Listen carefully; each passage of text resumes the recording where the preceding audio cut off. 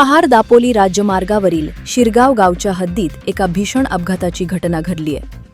WagonR car आणि रिक्षा यांच्यात झालेल्या या समोरासमोर धडकेत 5 जण जखमी झाले असून त्यांना उपचारासाठी महाड ग्रामीण रुग्णालयात दाखल करण्यात आले आहे. मिळालेल्या माहितीनुसार दापोलीहून महाडच्या दिशेने वॅगनार कार क्रमांक MH06AZ 8240 येत होती. त्याचवेळी महाडहून आंबिवली गावाकडे रिक्षा क्रमांक MH12SK 4998 जात होती.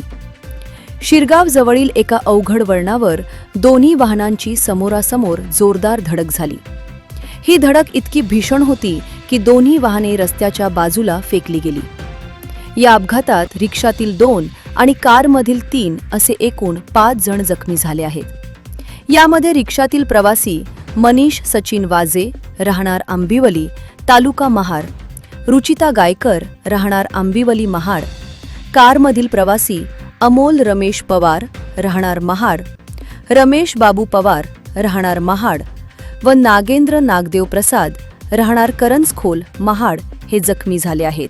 अपघाताची माहिती मिळताच स्थानिक नागरिकांनी मदतीसाठी धाव घेतली आणि जखमींना तातडीनं महाड ग्रामीण रुग्णालयात हलवले. सध्या सर्व जखमींवर उपचार सुरू आहेत. या घटनेची नोंद करण्यात आली असून महाड शहर पोलीस स्टेशनचे पथक अधिक तपास करत आहे. या मार्गावरील अवघड वळणांवर वाहने मर्यादित वेगात चालवण्याचे आवाहन प्रशासनाकडून करण्यात येत आहे. जनोदयकरिता मिलिंद माने, महाड.